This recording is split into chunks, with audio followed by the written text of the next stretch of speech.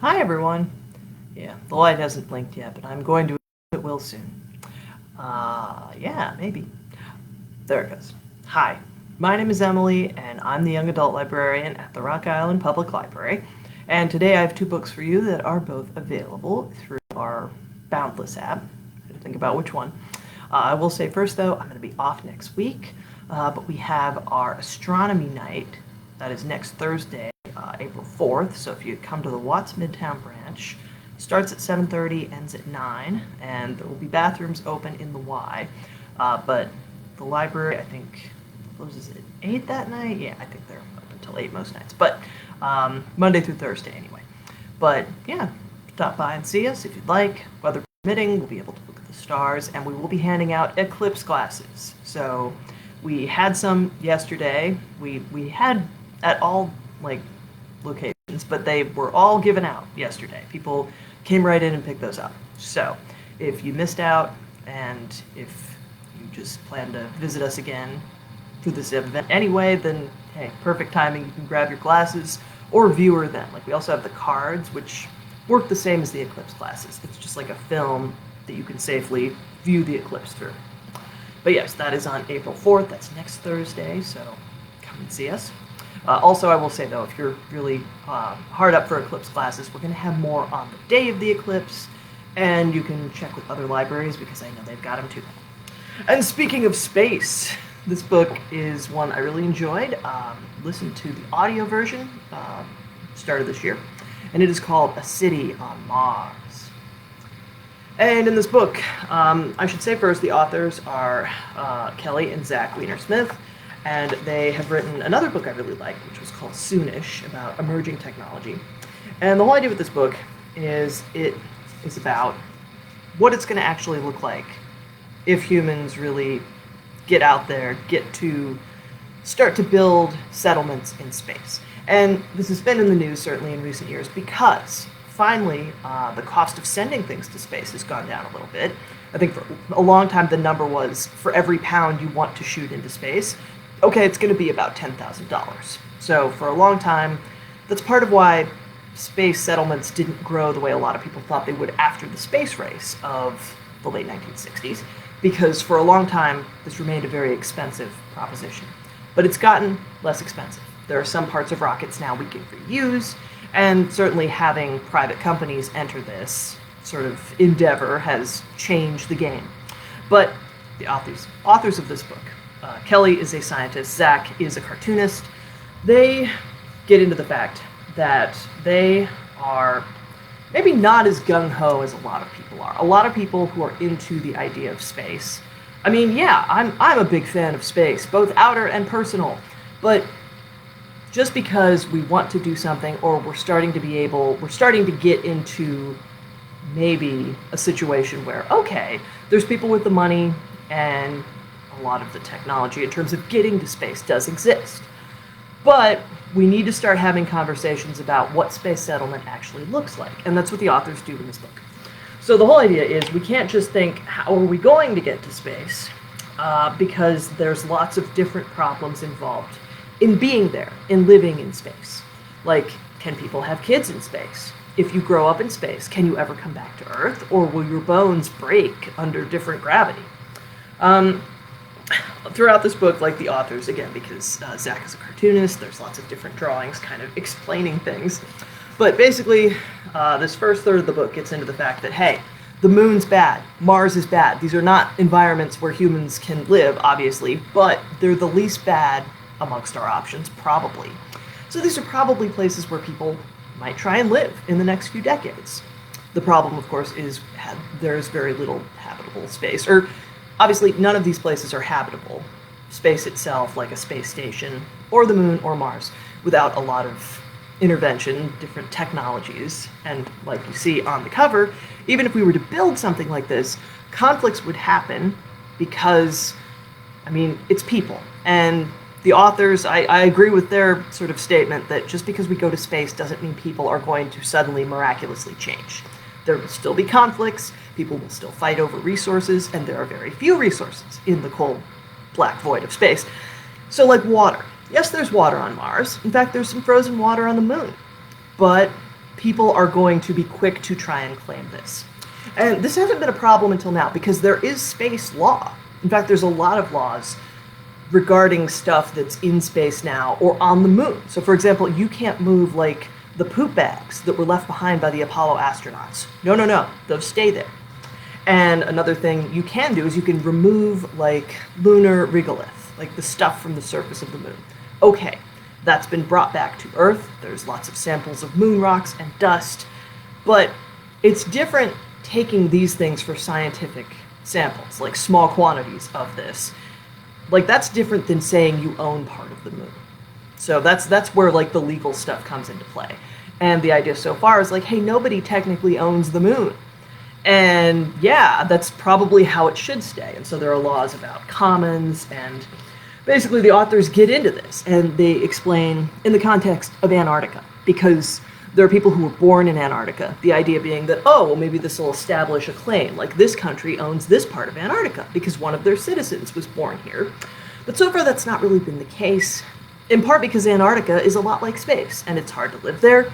And even if you live there most of the year, you're still relying on outside resources. So, I mean, that's the question with space settlements. Are people really going to be self-sufficient?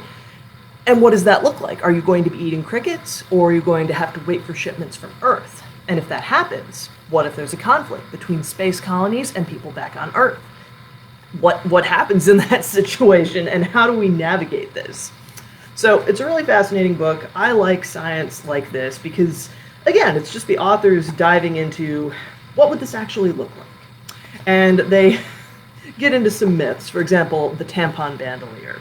And this was the idea, like the women of the 1978 NASA class, they were given just so many tampons. And this was kind of like, this story's been told a lot, and it's like this proof that, oh, NASA scientists, they don't know anything about women. But basically, it was a safety consideration. Like Dr. Rhea Seddon, she was the only combination medical doctor, astronaut, and period haver in the class of 1978. She helped make the decision. As she said, there was a concern about it. It was one of those unknowns. A lot of people predicted retrograde flow of menstrual blood, and it would get out in your abdomen, get peritonitis, and horrible things would happen. So basically, the women were skeptical of this, and their preference was to treat it as not being a problem unless it became a problem. But the whole idea, we had to do, like this is, again, quote from this doctor, we had to do worst case. Tampons or pads, how many would you use if you had a heavy flow, 5 days or 7 days? Because we didn't know how it would be different up there. What would the max be that you could use? Most of the women said, I would never, ever use that many. Yes, but somebody else might. You sure don't want to be worried about, do I have enough? And that's how a lot of these things happen. Like, you get into this artist rendition of a space toilet because, again, just going to the bathroom in space is a challenge. It's an engineering challenge, and gosh, for the people who have gone to space, especially early astronauts, it was uncomfortable, I'm sure, the ways they tried to handle these things. And you get just all these different facts about space, life as it looks like now. I mean, people nowadays on the International Space Station, okay, yes, we have those people who have stayed in space long term. But long-term in this context means like astronaut, I think it's Mike Kelly. I'm going to say Mike or Mark because I'm forgetting his first name. But he's the person who's been in space longer than anybody. I believe he was up there about 100 days. And after this, he retired. Like, this is not something where necessarily, okay, you want to stay in space long-term because we know from the people who have done this, that there's still relatively few people, that there will be physical changes. Like in Kelly's case, he has a twin brother. So it's very, like you have a person to compare him to. Like, hey, this person, they used to be identical twins and they're not anymore. So this gets into health concerns and also just different sociological concerns because what happens if there's a problem in space? So far, we haven't really had many of those, and part because not that many people have gone to space. And those who have gone to space, they have been highly trained professionals. And what does it look like when other people start going to space? Like, we're already seeing in space tourism, like people on some of these flights, it's been decided, like, okay, unless you're doing work on the flight, you're not technically an astronaut. But even if you're just a space resident, excuse me, Like, this is going to be a different and interesting life. And it's not inevitable. Like, the authors get into the fact that, hey, we should probably wait. Like, their whole thing is, let's wait and go big. Let's really do this properly. Pardon me, I did 3 book talks today, so I'll probably keep this short. Anyway, if you like this sort of thing, like I do, check this out. Next, the graphic novel for you, and this is the sequel to Huda F for You. This is Huda F Cares. So stop coughing, hopefully. Oh, okay. Let's try this now. So, the author, Huda Fahmy, she is excited because in this book, her parents have announced they are going on vacation. And they've never done a big family vacation, but this is the big one. This is going to Disney. Now, by this time, they live in Dearborn. And they're going to drive. So,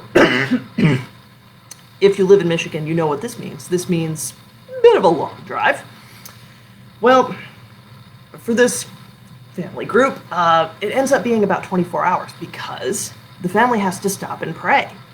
And this is kind of uncomfortable for Huda. Like, she is self-conscious, and of course, she's a teenager. Like, most of us are self-conscious at this age. But she's also self-conscious about the fact that, okay, we're having to pray in public, and this is post-9/11 America. Like, she's sort of worried about their safety, reasonably, but also just, it's that teen feeling of, oh no, everybody's watching me. And in some cases, for her family, it's true, because people are not always very accepting of Muslim people, unfortunately. And she has all these ups and downs, where it's like, okay, I want to be there for my sisters, but I also, like, want to make new friends. And she ends up making friends with this girl, like, they bond over books, but there's still this element of, well, okay, I don't want to get in trouble with our parents. And, like, the siblings, they get along mostly, but like all siblings, they have their conflicts. And, I mean, Huda is concerned because she knows that, well, okay, if we're going to ever do something like this again, like, this trip has to go well, first of all. Like, mom and dad can't think we're doing anything like any sort of teenage rule breaking. But of course, I mean, Huda, she doesn't necessarily want to be with her sister every second of the day. And, I mean, the whole idea with this is it's buddy system. Technically, she has 4 sisters, but one sister, she is, she is going to be at her Quran intensive. And this sister is excited. This is the sister she usually draws as an outline. This is Amani. And she is just like, she's so excited. Like, oh my gosh, Quran intensive? Studying the Quran with tajweed, understanding, and like happy to stay with her aunt and uncle. You know, she's excited for this summer. So it's her other 4 sisters where they're crammed in the back seat.